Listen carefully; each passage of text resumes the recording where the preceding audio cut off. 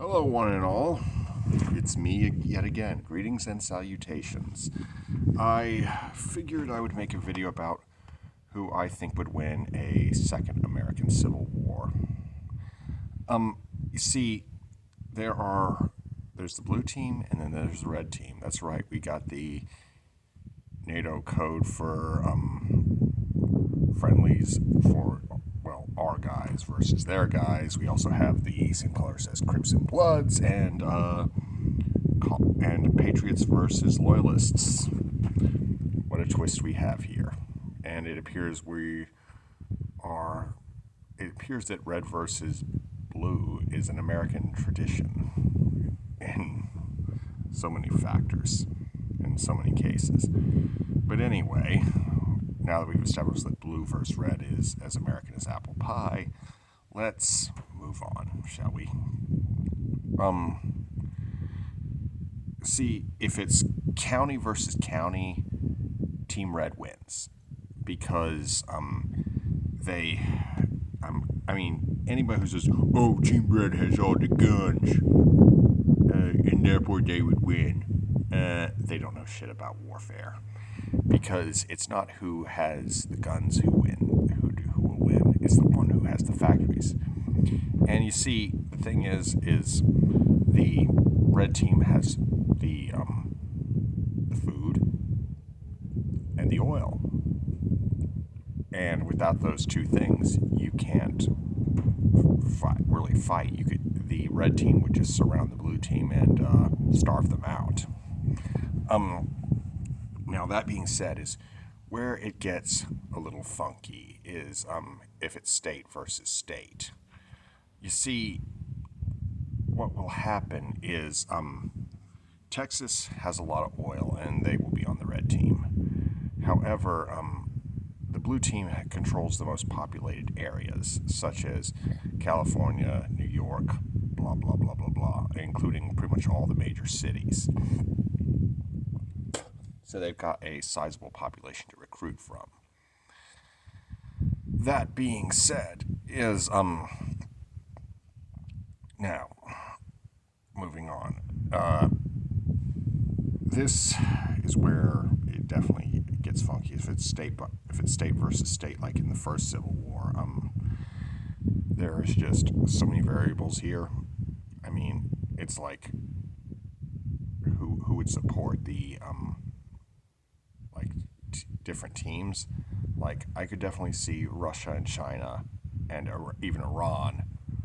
Well, maybe not Iran because they're pretty mad at the red team's god, Emperor Trump. The red team definitely needs a better leader, you know?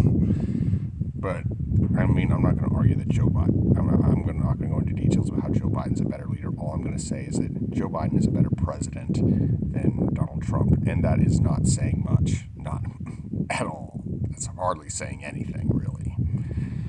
Either how. Moving on. You see, the cartels and NATO allies and others, such as Japan and Australia, New Zealand, would probably support the blue team. And from there, things get a little funky because it's like, as you're probably aware, or at least I hope you're aware, we use the same caliber rounds that all NATO countries use.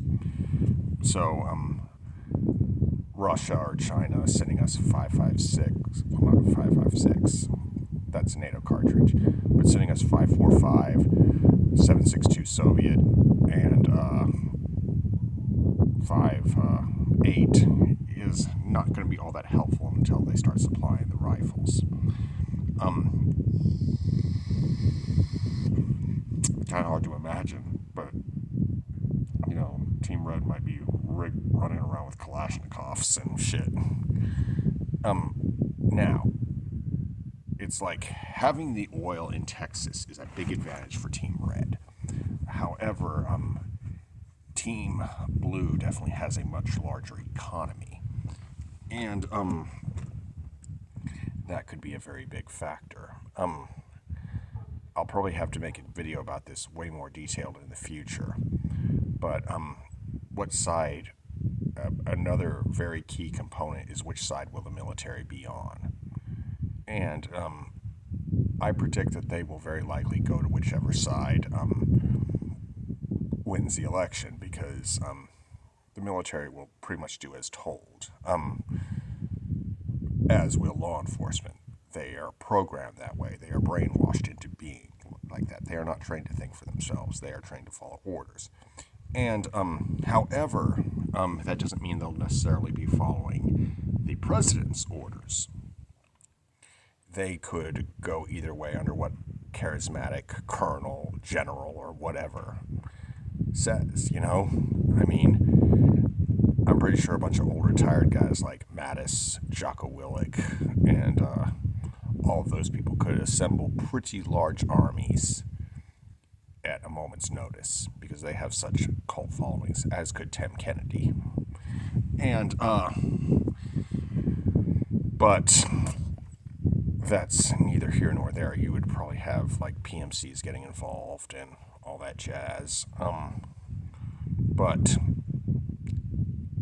And needless to say, this would give Russia and China the opportunity that they've been waiting for all along, either way, regardless of who wins or who loses, because they will jump on. Russia will just utterly bulldoze Ukraine with everything it has. And China, well, they'll jump right on Taiwan and dare us and the rest of the world to do something about it, which we will be unable to do. And they can, hell, North Korea, with China's backing, may attempt to go for Seoul. You never know. However, it's like, as far as the red team goes, they could very well do like some really big stupid revolt and be utterly crushed by law enforcement and military, because, you know,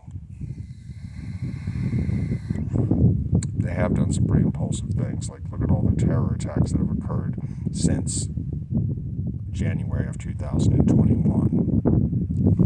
I mean, sure, January the 6th was the magnum opus, but there have been more sporadic attacks in the name of the orange guy. Anyway, their whole, if they do launch such a revolt, it'll probably be crushed pretty quickly, because they'll just run out of ammo, and the military will just roll them right over.